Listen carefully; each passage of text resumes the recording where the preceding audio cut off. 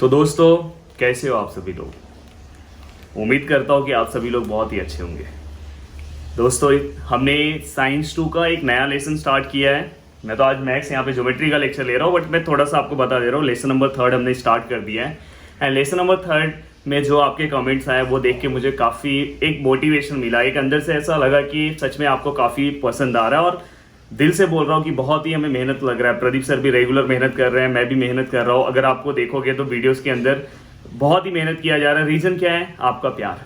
तो आप ऐसे ही प्यार करते जाओ बस, और आपको अलग अलग चीज़ें ऐसे अलग अलग चीज़ें आपको मिलती जाएगी। तो गाइस इसके पहले हमने बीपीटी थ्योरम सॉल्व किया था। अगर आप देखोगे तो वो 26 मिनट का थ्योरम गया था। एक्चुअली वो थ्योरम सॉल्व करने में आपको एग्जाम में वो थ्योरम सॉल्व करना है बस 2 से 3 मिनट में, और वो थ्योरम सॉल्व भी हो जाएगा। बस वो मुझे समझाना था। अगर आप देख रहे हो तो थ्योरम मैं डायरेक्ट यहाँ पे लिख नहीं रहा हूँ।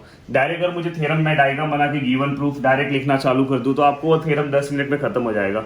बट मैं सबसे पहले आपको समझा के दे रहा हूँ और आपको पहले से सब थ्योरम आने लग रहा है, फिर बाद में मैं स्टेप 1 बाय 1 लिख रहा हूँ कि आपको समझ में आए। तो इसके पहले हमने बीपीटी कंप्लीट किया था। आज हम एंगल बाइसेक्टर थ्योरम पे आएंगे। एंगल बाइसेक्टर थ्योरम बहुत ही इंपॉर्टेंट थ्योरम है और ये एक डिफिकल्ट थ्योरम है। देखो जो सच है वो मैं आपको बता रहा हूँ, बट आपको बिल्कुल भी डिफिकल्ट नहीं लगेगा क्योंकि मैं आपको पढ़ा रहा हूँ। तो आपको बिल्कुल भी डिफिकल्ट नहीं लगेगा, बहुत ही आराम से आप सीख लोगे। पर ये डिफिकल्ट थ्योरम है। ये 2013 के पेपर में 5 मार्क्स के लिए आया था। पहले पेपर का जो पैटर्न था वो अलग रहता था। लास्ट में 5 मार्क्स के 2 क्वेश्चन आते थे, उसमें ये 5 मार्क्स का थ्योरम आता था। क्योंकि ये डिफिकल्ट पार्ट था तो इसलिए हम लोग 5 मार्क्स के क्वेश्चन में दे दिए। 1-2 बार ये 4 मार्क्स में भी आया है, तो बहुत बार एग्जाम में पूछा हुआ है। तो आपको अगर आया तो ये 4 मार्क्स के लिए आएगा। तो गाइस यहाँ पे ध्यान दो। देखो सबसे पहले क्या लिखा हुआ है, the bisector of angle of a triangle. सबसे पहले ट्राइंगल लिखा है, तो मैं क्या करूंगा यहाँ पे एक ट्राइंगल बनाऊंगा। मैंने एक ट्राइंगल बनाया, प्लीज ध्यान से देखना। ट्राइंगल एक हमने बनाया, थोड़ा सा मैं छोटा लेता हूँ डायग्राम। एक हमने ट्राइंगल लिया, यहाँ पे जस्ट लिया, ओके।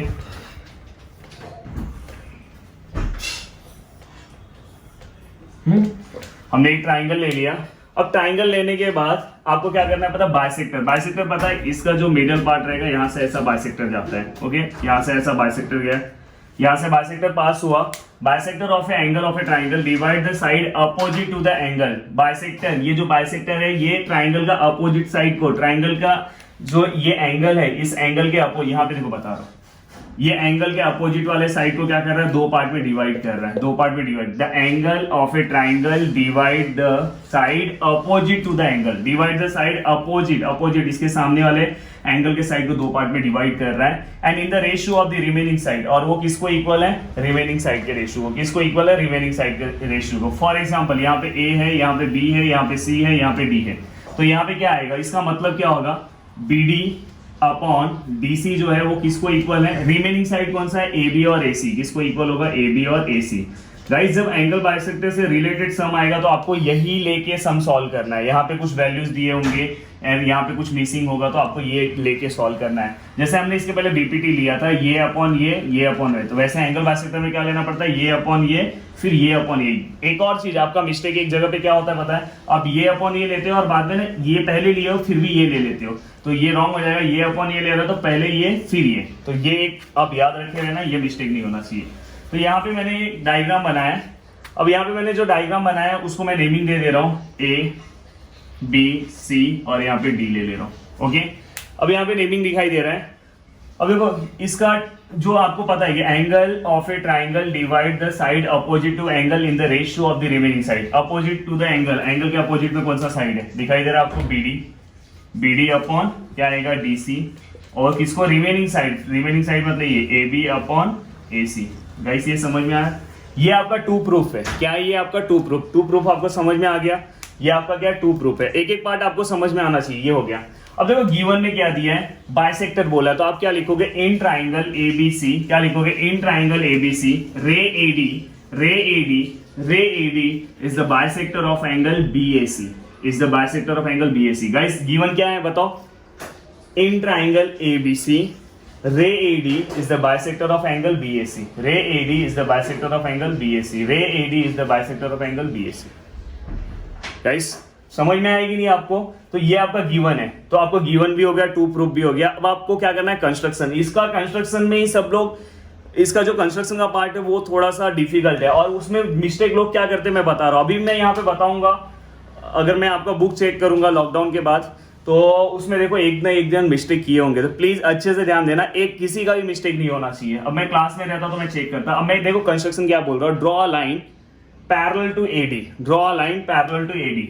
एडी ऐसा है तो आपका लाइन पैरेलल ऐसा जाएगा, समझ में। अगर सपोज मैं ट्राइंगल ऐसा है, बहुत लोग ट्राइंगल ऐसा बनाएंगे, बहुत लोग का ट्राइंगल देखो ऐसा है, अलग अलग ट्राइंगल सब बनाते हैं, बहुत लोग का ऐसा आता है। हाँ, ये एंगल बाइसेक्टर ऐसा है बीच में यहाँ पे, तो उसका पैरेलल लाइन ऐसा जाएगा, ये चीज याद रखना, ये इसको पैरेलल होना चाहिए। अब देखो मेरा ऐसा है तो ये ऐसा गया, समझ में आएगी नहीं। अगर मैंने सपोज अभी देखो मैं डायग्राम चेंज कर रहा हूँ, इसलिए मैं आपको हर पॉसिबिलिटी बता रहा हूँ कि आपको रटना नहीं है, जो रटेंगे वो कुछ भी डायग्राम बनाएंगे। अगर मैंने जैसा मेरा डायग्राम बना है उसके अकॉर्डिंग, और समझो मैं ऐसा बना रहा हूँ, समझ में, मैंने ये बाइसेक्टर ऐसा लिया, सपोज ये समझो ऐसा गया, थोड़ा इधर ज्यादा दिख रहा है, ऐसा दिखना नहीं चाहिए। तो इसका पैरेलल लाइन कैसा आएगा, ऐसा आएगा। देखो दोनों पैरेलल दिख रहे कि नहीं दिख रहे, दोनों सीधे दिख रहे, दिखाई दे रहा है, देखो दोनों सीधे। तो गाइस ये आपको अगर कंस्ट्रक्शन का पार्ट देना है तो इसको आप ऐसे भी कर सकते हो, ये समझ में आए। जैसे यहाँ पे मैं नेमिंग फिर से दे दे रहा हूँ, ए बी सी डी, या तो ट्राइंगल नाम सी ले लो, यहाँ पे डी ले लो, ओके। अब देखो दूसरा जो सबसे बड़ा मिस्टेक लोग क्या करते हैं पता है, यहां से आपको मैंने क्या बोला, draw line parallel to AD and passing through the point C and extend ray BA. मैं क्या बोल रहा हूँ, बीए को क्या करो, एक्सटेंड करो, मतलब बढ़ाओ। अब बढ़ाते टाइम में बहुत सारे लोग, यहाँ पे बता रहा हूँ क्या करते पता है, यहाँ से ना ऐसा ऐसा ऐसा, या यहाँ से ये लाइन गया है ना, तो बहुत सारे लोग ना ऐसा, देखो दिखाई दे रहा है ना ऐसा, या बहुत सारे ऐसा डायरेक्ट टर्न मारते हैं। ऐसा टर्न नहीं मारना, जैसे यहाँ से मैं एक्सटेंड करने बोल रहा हूँ तो ऐसा टर्न मारते हैं, या ऐसा। तो चलो ये लाइन आपको समझ में आ रहा है, इतना तो समझदार हो। या तो बहुत सारे ऐसे करते हैं, ऐसे तो बहुत सारे लोग करते हैं। और अभी भी अगर आप देखोगे, आपके फ्रेंड का बुक देखोगे तो बहुत सारे ऐसे एंगल बाइसेक्टर बनाते हैं, 0 मार्क्स मिलेगा, समझ में। यहाँ से लाइन ऐसा है, आगे जाके क्या टेढ़ा हो गया, पैर उसका टूट गया। यहाँ से लाइन ऐसा है और आगे एक्सटेंड करना है, मतलब सीधा जाएगा ना, एक्सटेंड मतलब सीधा एक्सटेंड होगा। कैसे, ये टेढ़ा कैसे आपने लिया, सीधा एक्सटेंड होगा। कभी भी लाइन सीधा एक्सटेंड होता है, कभी भी ये टेढ़ा एक्सटेंड नहीं होता। तो गाइस ये चीज आपको समझाना है था, इसीलिए मैं डायग्राम पहले ड्रॉ किया। अब देखो ये सीधा ऐसा लाइन है तो इसका एक्सटेंड लाइन ऐसे सीधा जाएगा, समझ में। देखा इधर अब सीधा दिख रहा है कि नहीं आपको, तो प्लीज ये वाला आप मिस्टेक मत करना, ओके। और कोशिश देखो ये वाला पार्ट इसको इक्वल नहीं दिख रहा है, चलेगा, पर यहाँ तक का आपका पार्ट, ये डायग्राम यहाँ तक प्रॉपर होना चाहिए। देन इसके बाद आपको यहाँ पे एक पॉइंट लेना है, जैसे मैंने ए बी सी डी हो गया, यहाँ पे मैं ई ले रहा हूँ, ओके। अब मैं क्या बोलूंगा, देखो मैं क्या बोल रहा हूँ, ड्रॉ लाइन कंस्ट्रक्शन। आपको देखो कैसे रटना नहीं है, समझना है। Draw line parallel to AD passing through the point C, passing through the point C, extend ray B A. अब मैं रे बोल रहा हूँ, आप सेगमेंट भी लिख सकते हो, मैं रे कंसिडर कर रहा हूँ क्योंकि वो एक ही डायरेक्शन में मुझे बढ़ाना है। Extend ray B A, not A B, A B करोगे तो नीचे आ जाएगा। एक्सटेंड रे बी ए एक्सटेंड हो रहा है, so as it intersect at point E. कहां पे वो इंटरसेक्ट हो रहा है, so as to intersect at point E, so as to intersect at point E. Guys ये पता होना चाहिए कौन से पॉइंट पे इंटरसेक्ट हो रहा है, ई पे। फिर से बता रहा हूं, देखो construction, draw line parallel to AD passing through the point C, extend ray B A in such that, या तो it intersect at point E, ऐसे भी आप लिख सकते हो, in such that it intersect at point E, या so as to it intersect at point E. आपको जैसा लिखना है, ये आपको समझ में आया, डायग्राम का पार्ट आपको समझ गया। अब आपको क्या करना है पता है, पूरा का पूरा थ्योरम आपको 4 स्टेप में कंप्लीट करना है। ये ट्रिक की तरह समझ के रखना। ट्रिक मतलब ये 4 ही चीज आपको याद रखना है। अगर ये 4 चीज अगर आपको याद है तो आप पूरा का पूरा थ्योरम सॉल्व कर लोगे। सबसे पहले आपको क्या लिखना है पता है, करस्पॉन्डिंग एंगल लेना है, उसके बाद अल्टरनेट एंगल लेना है, उसके बाद गिवन लेना है, और उसके बाद क्या लेना है, बीपीटी, ओके। ये 4 चीज आपको याद रखना है। सबसे पहले क्या लेना है, corresponding angle, alternate angle, given and BPT. Corresponding angle CAG याद रखो, CAG, और यहाँ पे B लास्ट में, CAG मेन है। C मतलब करस्पॉन्डिंग, A मतलब अल्टरनेट, G मतलब गिवन एंड B। प्लीज ये आप अपने बुक पे साइड में लिख लेना, नहीं तो बाद में आपको याद नहीं रखेगी। थ्योरम बहुत सारा सॉल्व करोगे, बहुत सारे बच्चे जो रहेंगे वो समझ के लेते हैं, बहुत सारे बच्चों को नहीं आता। और ये उनके लिए भी है जो अच्छा पढ़ाई करते हैं, उन्हें ये तुरंत याद रहेगा, पहला करस्पॉन्डिंग, फिर अल्टरनेट, फिर गिवन, फिर इसके बाद लास्ट में मुझे बीपीटी अप्लाई करना है, थ्योरम सॉल्व हो जाएगा। 4 ही स्टेप आपको याद रखना है। और मैंने बोला कि ये एक डिफिकल्ट थ्योरम है, अगर ये सब आप नहीं है, देखो डायग्राम में कहाँ पे डिफिकल्ट पार्ट था वो भी मैंने बता दिया। अब डायग्राम कितना प्यारा सा डायग्राम दिखाई दे रहा है। अब देखो मैं अप्लाई कर रहा हूँ, वैसे मैं देखो आपको गिवन भी आ गया, आपको टू प्रूफ भी मैंने बता दिया और आपको कंस्ट्रक्शन भी बता दिया। अब क्या आएगा, प्रूफ आएगा। अब प्रूफ में मैं इसके बाद थ्योरम पूरा सॉल्व करूंगा, बस ये मैं आपको स्टार्टिंग का आइडिया दे रहा हूं। देखो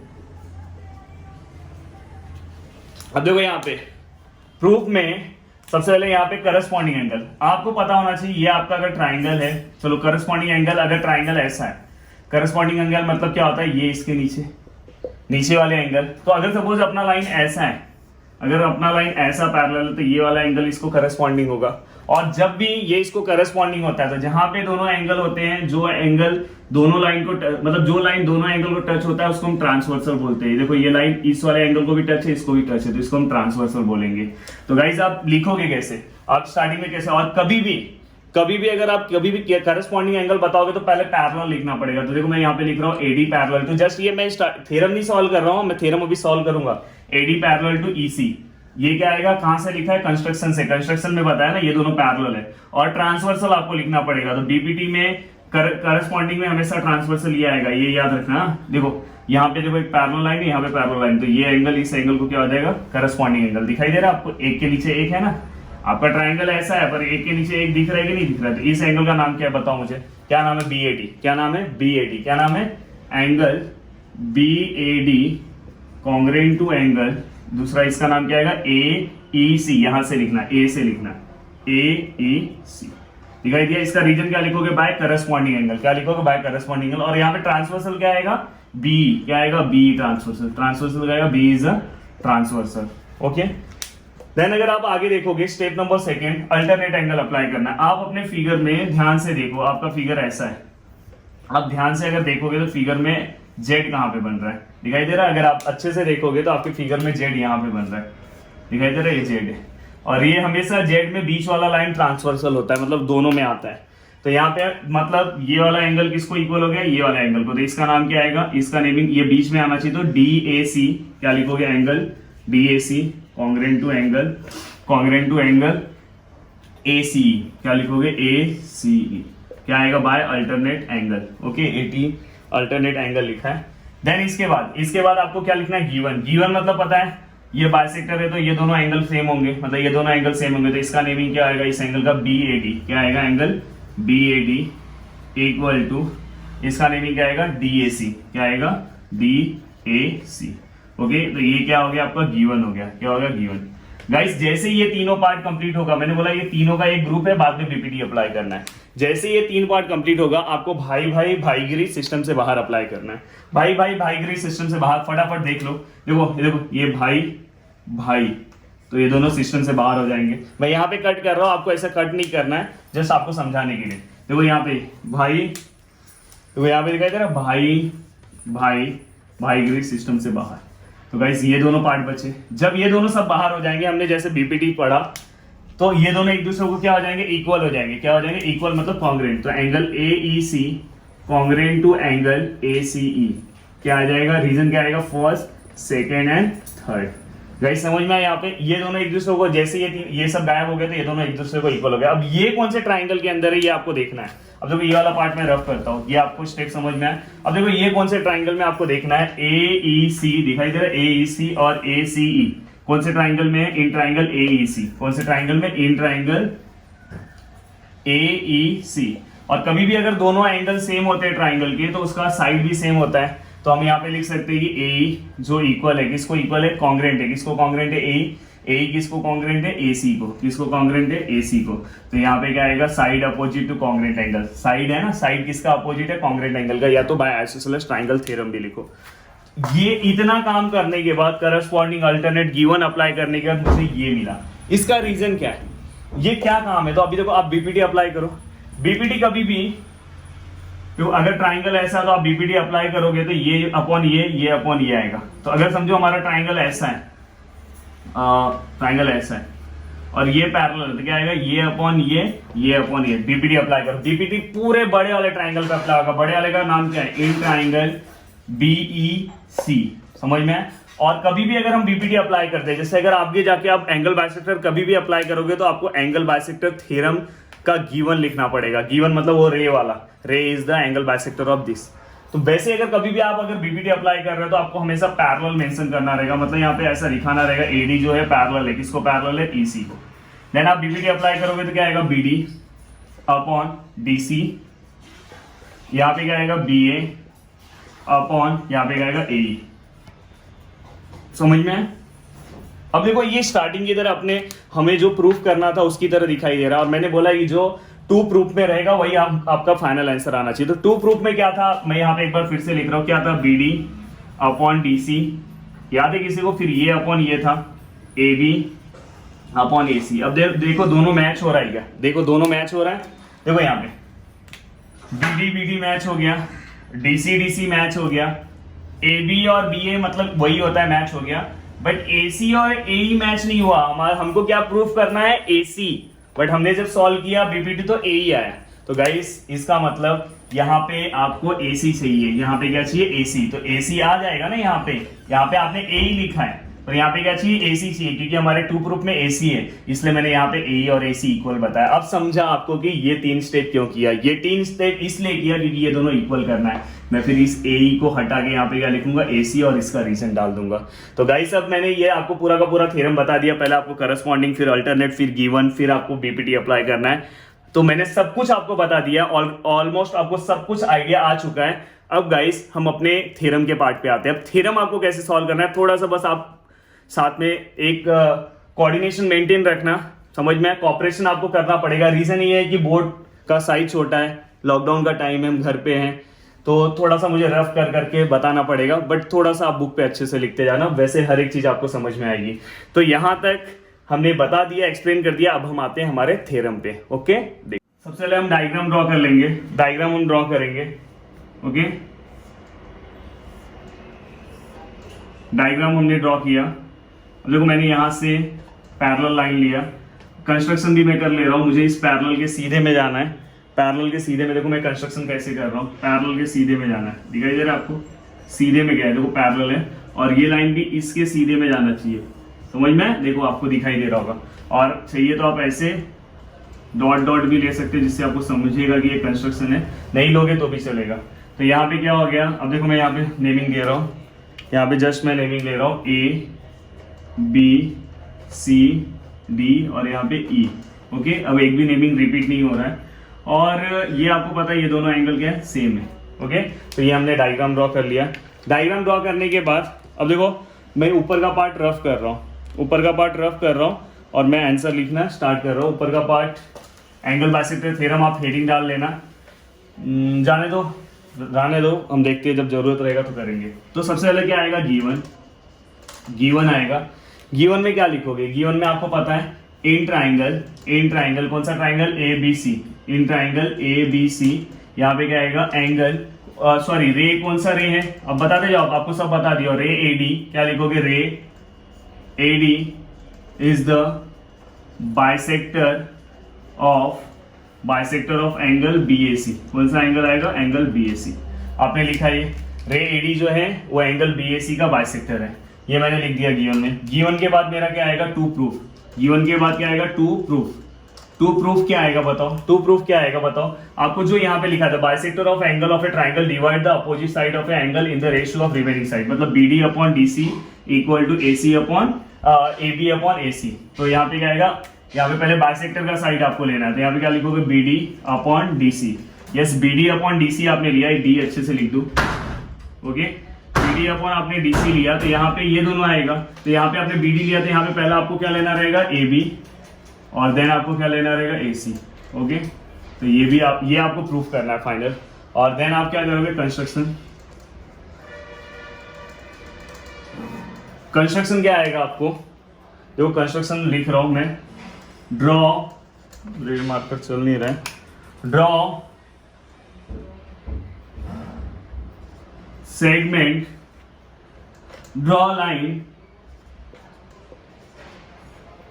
पासिंग, या तो draw line parallel to AD, draw line parallel to ray AD passing through passing through point, कौन से पॉइंट से पास होना चाहिए, सी से।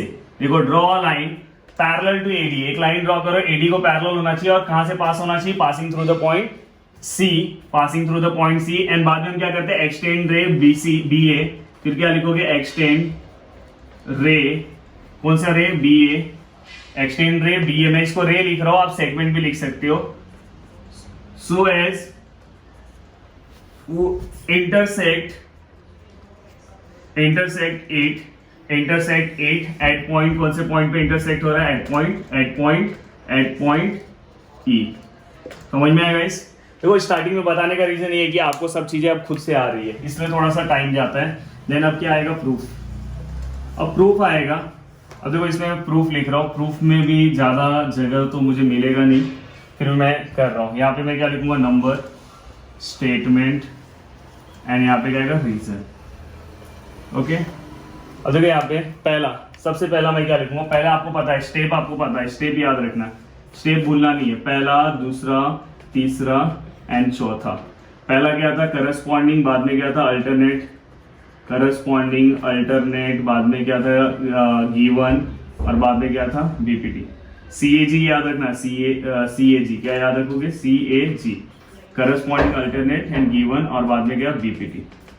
ओके, तो ये स्टेप अगर आपको याद होगा, ये एग्जाम में आपको लिखना नहीं है, बस आपको जस्ट याद करके रखना है, तो आपको अपने आप आपका आंसर मिल जाएगा। तो गाइस यहाँ पे सबसे पहले आप क्या लिखोगे, पहले आप कौन सा लेने वाले, करस्पॉन्डिंग एंगल लेने वाले। तो आपको पता है कि कभी भी हम करस्पॉन्डिंग एंगल लिखते हैं, अल्टरनेट एंगल लिखते हैं, तो सबसे पहले हमारा लाइन पैरेलल बताना पड़ता है। तो आपने कंस्ट्रक्शन में लिखा है ना, draw a line parallel to this.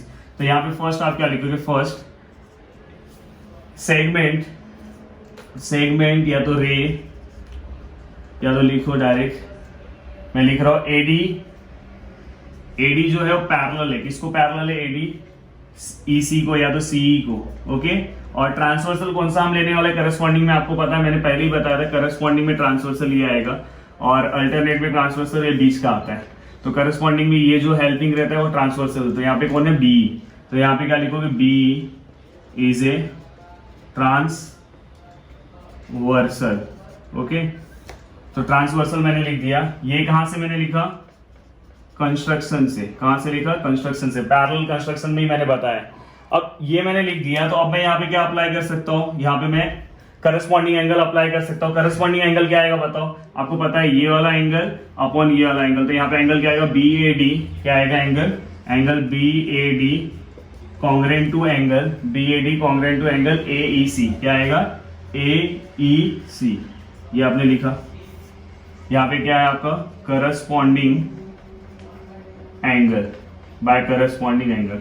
Okay, अब आप अल्टरनेट एंगल लिखोगे। अल्टरनेट एंगल लिखने के पहले आपको फिर से वो स्टेप लिखना पड़ेगा, फिर आप लिख सकते हो। अल्टरनेट में फिर से पैरेलल में बताओगे, फिर से आप क्या लिखोगे, AD पैरेलल टू CE, यहाँ पे सेगमेंट डाल देना। एंड उस टाइम पे ट्रांसवर्सल क्या होगा, जो बीच का रहता है। तो यहाँ पे क्या लिखोगे, AC is a transversal. Okay, ये क्या है आपका, कंस्ट्रक्शन। क्या है ये, कंस्ट्रक्शन से आया, समझ जाना स्पेलिंग। ओके, ये होने के बाद अब आपको अल्टरनेट एंगल पता है कौन सा आएगा। अल्टरनेट एंगल आपका कौन सा आएगा, आपको पता है, जो अंदर होता है, जो जेड के अंदर होता है। तो ये वाला एंगल इसको अल्टरनेट है। तो इस एंगल का नाम क्या आएगा, DAC। क्या आएगा, angle DAC congruent to angle, इसका नेमिंग क्या आएगा, ACE। क्या आएगा, ACE। गाइस यहां तक हुआ आपका। देखो मेन वाले को मैं बॉक्स बना रहा हूं, यहाँ पे क्या लिखोगे, बाय अल्टरनेट एंगल। ओके, अब देखो यही प्रॉब्लम है, अगर लॉकडाउन का टाइम है, अब मैं घर पे से वीडियो बना रहा हूँ। अभी क्लास होता तो मस्त अच्छे से पूरा सॉल्व हो गया रहता। अब मुझे रफ करना पड़ रहा है। रफ इसलिए करना पड़ रहा है कि आगे का पार्ट फिर कैसे लिखूंगा, तो प्लीज़ आप उसको थोड़ा एडजस्ट करना। अच्छे से आपने सब चीज़ें लिख लिया होगा। अब देखो यहाँ पे टू प्रूफ का पार्ट हम बाद में भी फिर से लिख सकते हैं, इसलिए टू प्रूफ का ही मैं रफ कर रहा हूँ, कंस्ट्रक्शन भी रफ कर रहा हूँ। ओके ओके, देखो अभी तक मैं आगे का पार्ट नहीं रफ कर रहा हूँ, क्योंकि आगे का पार्ट रफ करूंगा तो फिर आपको समझेगा नहीं। ये रीजन के लिए हो गया, ये मेरा जैसे मैं लिख रहा था अभी ऊपर वैसे ही लिखूंगा। देखो अभी आपका, क्योंकि ये वाला पार्ट आपका रहना चाहिए। ओके, अब देखो यहाँ पे 4 तक हो गया, अब यहाँ पे क्या आएगा 5th। जब यहाँ पे 5th आएगा, अब आपको क्या करना है, गिवन लिखना है। गिवन आप डायरेक्ट लिख सकते हो, अब अपने क्योंकि गिवन में आपने लिख दिया ना बाइसेक्टर है, तो आप डायरेक्ट ये वाला एंगल इसको कॉन्ग्रेंट हो जाएगा। तो यहाँ पे क्या लिखोगे, बी ए डी, क्या लिखोगे, angle B A D congruent है, किसको कॉन्ग्रेंट है, एंगल डी ए सी को, किसको कॉन्ग्रेंट है, डी ए सी को। यहाँ पे आपने गिवन में लिखा है।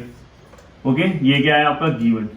अगर आप तीनों को देखोगे, जैसे मैंने बोला था तीनों को आपको देखना है, अगर आप तीनों को देखोगे ये और ये, तो आपको दिखाई दे रहा है यहाँ पे बी ए डी और बी ए डी सेम है, कैंसिल हो जाएगा। देन यहाँ पे आपको डी ए सी दिखाई दे रहा है, यहाँ पे डी ए सी है, कैंसिल हो जाएगा। तो ये दोनों जैसे ये सब कैंसिल हो जाएंगे तो ये दोनों एक दूसरे को कॉन्ग्रेंट हो जाएगा। तो ये मैंने इसके पहले ही आपको बताया कि जब अगर कोई भी गायब हो जाता है तो जो बचा हुआ रहता है वो एक दूसरे को कॉन्ग्रेंट हो जाएगा। तो यहाँ पे angle A E C congruent to angle A C E आएगा। ओके, ये एक दूसरे को क्या हो गया, कॉन्ग्रेंट हो गया। ये कॉन्ग्रेंट हो गया, इसका रीजन क्या आएगा, इसके 3 रीजन आएंगे। पहला रीजन क्या रहेगा, 2nd, 4th एंड 5th। क्या आएगा, सेकेंड के बाद क्या आएगा, 4th एंड 5th। ओके, अब देखो ये एक दूसरे को कॉन्ग्रेंट हो गए। अब ये कौन से ट्राइंगल में आते हैं आपको पता है, ये देखो ए ई सी, मतलब ये वाला एंगल है, और दूसरा कौन सा है, ए सी ई, ये है। ये ट्राइंगल का नाम आप लिखो, इस ट्राइंगल का नाम, ये सब मैंने आपको पहले बता दिया। इन ट्राइंगल क्या नाम है, ए सी ई। ओके, आपने लिखा, और नेक्स्ट स्टेप क्या आएगा पता है, ए सी ई। अगर ये एंगल दोनों को कॉन्ग्रेंट हुआ तो उसका अपोजिट साइड भी एक दूसरे को कॉन्ग्रेंट हो जाएगा, ये और इसको समझ में, अपोजिट साइड यहाँ पे क्या हो जाएगा, कॉन्ग्रेंट। मतलब यहाँ पे अपोजिट साइड कौन सा है, इस एंगल का अपोजिट साइड ये और ये एंगल का ये। तो यहाँ पे आप क्या लिखोगे, ये एंगल का आपको पहला कौन सा आपने एंगल लिखा है, ए सी, तो आप यहाँ पे ए सी कॉन्ग्रेंट टू क्या लिखोगे, ए। यहाँ पे क्या लिखोगे, ए सी कॉन्ग्रेंट टू क्या लिखोगे, ए। यहाँ पे सेगमेंट चाहिए तो आप आगे लिख लेना। देन यहाँ पे क्या लिखोगे, साइड है, क्या है, साइड है, side opposite to congruent angle, side opposite to congruent angle, मतलब ये किसका अपोजिट साइड है, कॉन्ग्रेंट एंगल का। तो गाइस यहाँ पे आप एक और रीजन लिख सकते थे, अगर आपको ये नहीं लिखना था, बाय आइसोसेलेस ट्रायंगल थ्योरम भी लिख सकते थे। देन ये दोनों एक दूसरे को इक्वल हो गया। अब आपको क्या करना है, बीपीटी अप्लाई करना है। अब आप क्या करोगे, बीपीटी अप्लाई करोगे नेक्स्ट स्टेप में। बीपीटी जब आप अप्लाई करोगे तो यहाँ पे बीपीटी अप्लाई करने के पहले आपको क्या लिखना रहता है, इन ट्राइंगल। बीपीटी अप्लाई करने के पहले हमेशा याद रखना आपको क्या लिखना है, इन बड़ा वाले ट्राइंगल में बीपीटी अप्लाई होगा, पूरे बड़े वाले में। तो पूरे बड़े वाले का नाम क्या है, बीईसी। क्या नाम है, बीईसी। और यहाँ पे कभी भी बीपीटी अप्लाई कर रहे हो, जैसे एंगल बाइसेक्टर थ्योरम अप्लाई करोगे तो रे लिखना पड़ेगा, जो उसका गिवन है वो लिखना पड़ेगा। तो बीपीटी थ्योरम कभी भी अगर आप अप्लाई कर रहे हो तो आपको उसका गिवन लिखना पड़ेगा। क्वेश्चन जब मैं सॉल्व करूंगा तो बताऊंगा।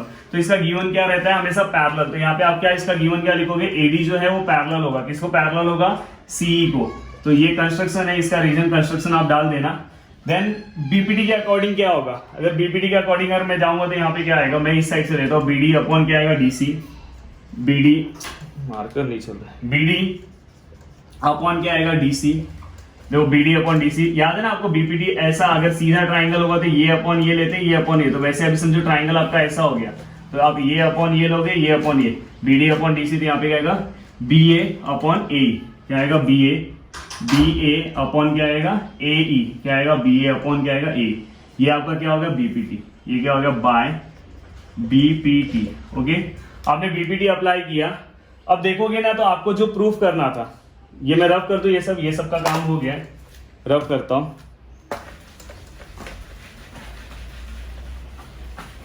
ओके, अगर आप देखोगे तो आपका जो प्रूफ था, अभी मैं यहां पे फिर से लिखता हूं, आपका 2 प्रूफ क्या था। पीछे आप अपने बुक पे लिखे हो तो वहां पे आप देखो, क्योंकि यहाँ पे बोर्ड छोटा है तो प्लीज नहीं हो पाया।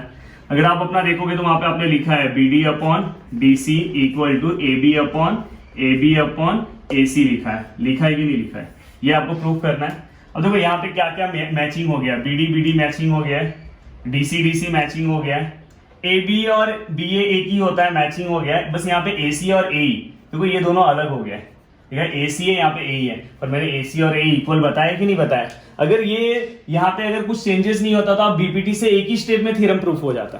ये सब आपको सॉल्व है। अभी देखो ये इतना सा इक्वल बताने के लिए आपको ये इतना स्टेप नीचे से लेके पूरा करना पड़ा, ए सी इक्वल टू ए। अब मैं लिख सकता हूँ ना, यहाँ पे ए ही है, पर मेरे आंसर में क्या चाहिए, ए सी चाहिए। वहां पे प्रूफ में क्या लिखा है, ए सी। तो मैं इसको रिप्लेस कर सकता हूँ, आराम से कर सकता हूँ। 8 हो गया, तो यहाँ पे क्या लिखोगे, BD का BD रहेगा, DC का DC रहेगा, ये BA को AB लिख दो, AB BA एक ही होता है, और AE चेंज हो गया, यहाँ पे क्या चाहिए AC, तो AE जो है AC को इक्वल है, तो यहाँ पे क्या आएगा AC आ जाएगा। दिखाई दे रहा है गाइस? यहाँ पे रीजन क्या लिखोगे, रीजन क्या लिखोगे बताओ, रीजन क्या लिखोगे, रीजन क्या आएगा, ये दोनों 7th और 8, रीजन क्या आएगा 7th और 8। ओके, अब आपको समझ में आया रीजन वाला पार्ट में अलग क्यों कराता हूँ, ये क्यों कराता हूँ, और यहाँ पे आपका थ्योरम पूरी तरह से क्या हो चुका है, प्रूफ हो चुका है। ओके, थोड़ा सा लेंथी हुआ है, पर यहाँ पे आपने पूरी तरह से आपका थ्योरम प्रूफ कर लिया। तो गाइस समझ में आपका जो आपको आंसर सीधा फाइनल स्टेज में मिला कि नहीं मिला, टू प्रूफ हमेशा आपको फाइनल स्टेज में क्या करना है, निकालना है। थोड़ा सा वीडियो लेंथी है, उसके लिए सॉरी, बट देखो मुझे सब चीजें आपको एक्सप्लेन करना है। अगर मुझे थ्योरम बस बताना रहता, मैं स्टार्टिंग से आपको ये बताता, बट मैंने पहले आपको, मेरा हमेशा थ्योरम पढ़ाने का स्टाइल क्या होता है, सबसे पहले मैं आपको सब कुछ बता देता हूँ, फिर आपके हिसाब से मैं सॉल्व करते जाता हूँ, आपको सब चीजें पता होती है। प्लीज जो चीजें मैंने यहाँ पे बोला है वो आपको याद करके रखना है। ये बहुत ही मतलब एक डिफिकल्ट थ्योरम माना जाता है, समझ में, बीपीटी बहुत ईजी थ्योरम है, ये एक डिफिकल्ट थ्योरम माना जाता है, बहुत लोग को नहीं आता है। तो प्लीज ये स्टेप बस आपको याद रखना है। एग्जाम के लिए corresponding, alternate, given and then BPT याद रखना। करस्पॉन्डिंग, अल्टरनेट, गिवन, CAG और बीपीटी अप्लाई करना है, आपका आंसर आ जाएगा। तो गाइस अगर आपको मेरा वीडियो अच्छा लगता होगा तो प्लीज वीडियो को आप लाइक कर दो, वैसे तो आप लाइक करते हो, प्लीज अगर कोई भूल गया होगा तो प्लीज याद से वीडियो को लाइक कर दो, और वीडियो के नीचे एक प्यारा सा कमेंट्स कर देना अगर आपको अच्छा लगा होगा, क्योंकि यहाँ पे आपको 2 थ्योरम कंप्लीट हो गए। अब मैं आपको एक प्रॉपर्टी दिया है वो एग्जाम में थ्योरम की तरह आ सकता है, transversal made by 3 parallel line, तो वो भी मैं आपको अभी कंप्लीट कराने वाला हूँ। मेरा नेक्स्ट लेक्चर आएगा, उसके अकॉर्डिंग रहेगा। तो गाइस इसे आप अच्छे से बुक पे लिख लो, 3 टाइम थ्योरम का प्रैक्टिस कर लेना, बस थ्योरम आपका बहुत अच्छा हो जाएगा। ओके, तो जितना हो सके इस वीडियो को आप शेयर करो। अगर आपने चैनल को सब्सक्राइब नहीं किया तो प्लीज चैनल को सब्सक्राइब करो, और आपके साइंस 2 के अपडेट आते रहेंगे। Thank you.